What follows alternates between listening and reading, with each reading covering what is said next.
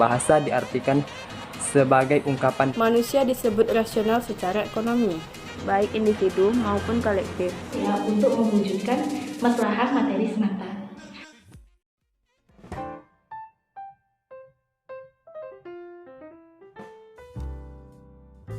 Bismillahirrahmanirrahim. Assalamualaikum warahmatullahi wabarakatuh.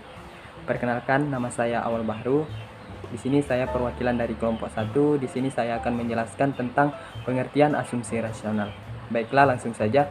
Rasional adalah lawan dari kata irasional. Secara bahasa diartikan sebagai ungkapan rasional human beings atau diartikan sebagai manusia yang dapat berpikir.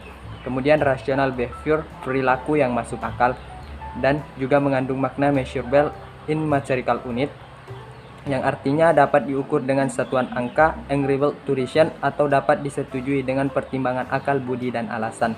Jadi, makna tersebut dapat diartikan atau diambil intinya bahwa asumsi rasional mengandung pengertian tentang keputusan dan tindakan yang didasari dengan pertimbangan akal budi, sehingga tidak melenceng jauh dari ajaran-ajaran agama Islam yang bersumber dari Al-Quran, hadis, dan sunnah Rasulullah SAW. Kemudian, sedangkan menurut para ahli, yang salah satunya adalah Adi Warman Karim, di dalam bukunya Ekonomi Mikro Islam, ia menyebutkan bahwa pengertian asumsi rasional adalah anggapan bahwa manusia berperilaku secara rasional, masuk akal, dan tidak akan secara sengaja membuat keputusan akan menjadikan mereka buruk, melainkan akan membawa seseorang atau kelompok pada hal yang baik dan benar pula. Kemudian rasionalitas ini mengakar sejak masa neoklasik.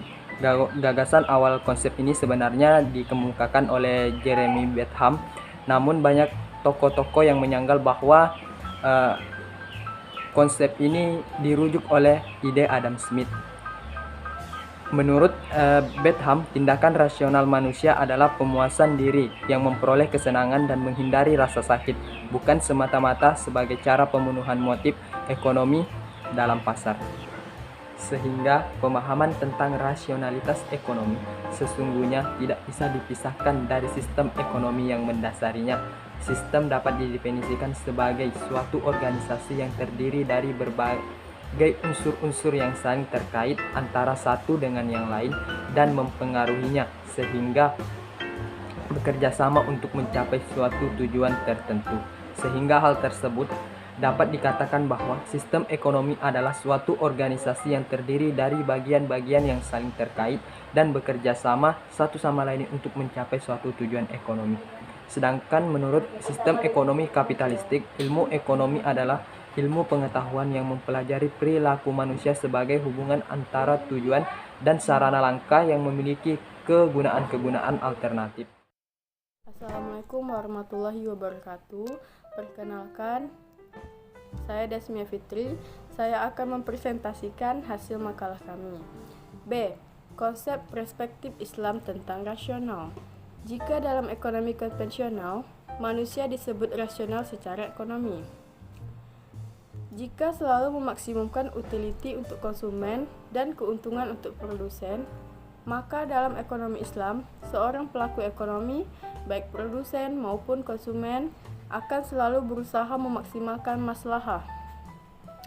Konsep rasionalitas dalam ekonomi Islam lebih luas dimensinya daripada ekonomi konvensional.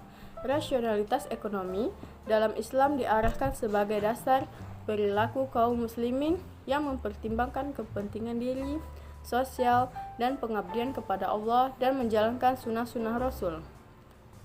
Beberapa pakar ekonomi muslim membuat batasan terhadap rasionalitas dalam ekonomi Islam, tetapi mempertimbangkan pula 4 aspek-aspek sebagai berikut.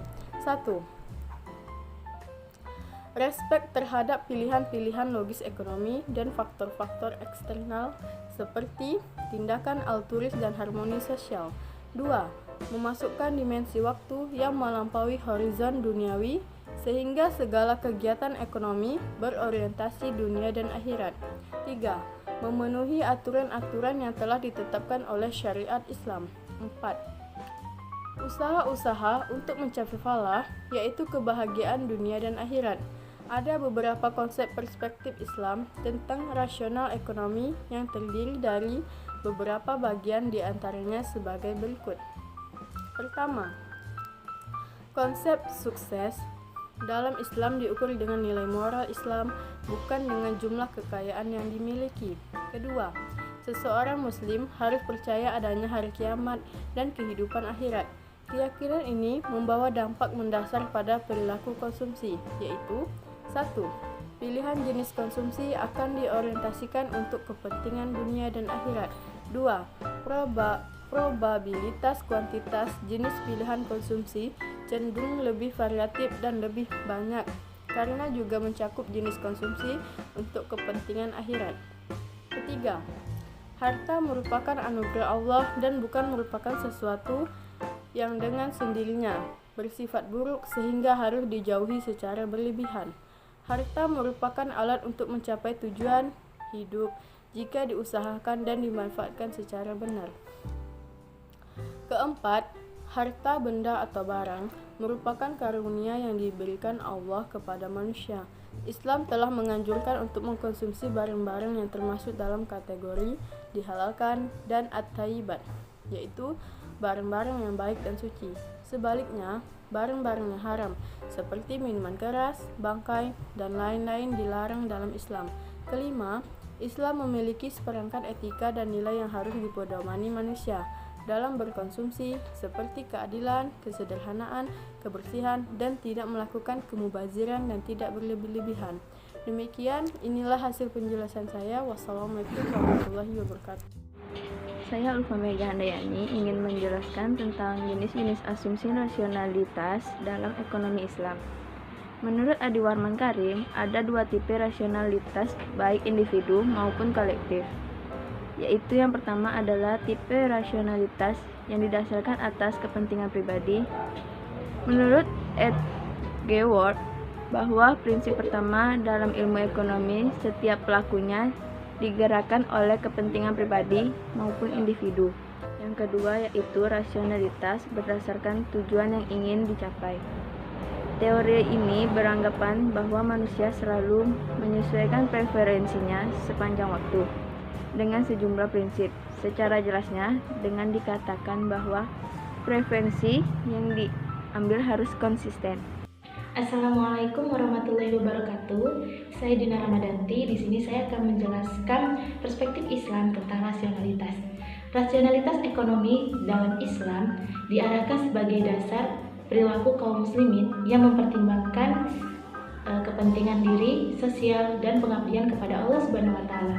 Tindakan ini seringkali diartikan sebagai pengorbanan kepentingan individu atau material untuk mengedepankan kepentingan sosial atau non-material. Jadi, perilaku rasional ekonomi dapat diartikan sebagai upaya untuk mewujudkan maslahah materi semata. Secara umum, ini didefinisikan sebagai standar perilaku yang dapat diterima atau tidaknya oleh masyarakat.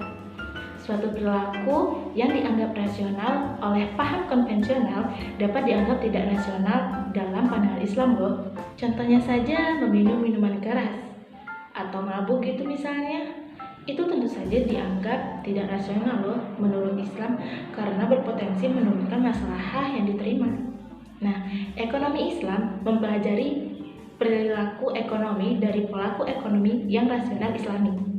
Suatu perilaku ekonomi didasarkan ajaran Islam dan bukan semata-mata didasarkan oleh nilai-nilai yang dibangun oleh kesepakatan sosial. Terminologinya, rasionalitas itu dibangun atas dasar kaidah-kaidah yang diterima secara universal dan tidak melakukan uji kebenarannya lagi. Rasionalitas dalam Islam dibangun dari nilai-nilai Islam yang terdiri dari beberapa bagian dengan contoh, setiap perilaku ekonomi selalu berusaha untuk tidak melakukan kemubaziran, bukan? Nah, pernyataan tersebut menjelaskan bahwa untuk mencapai suatu tujuan diperlukan suatu pengorbanan. Tetapi, apabila pengorbanan tersebut lebih besar dari hasil yang diharapkan, maka itu dianggap mubazir atas suatu sumber daya. Karena itu, perilaku ini harus dicegah agar tidak terjadi pengurangan dari sumber daya yang dimiliki tanpa kompensasi berupa hasil sebanding. Manusia dianggap rasional apabila individu tersebut mengarahkan perilakunya untuk mencapai tahapan maksimum sesuai dengan syariat Islam.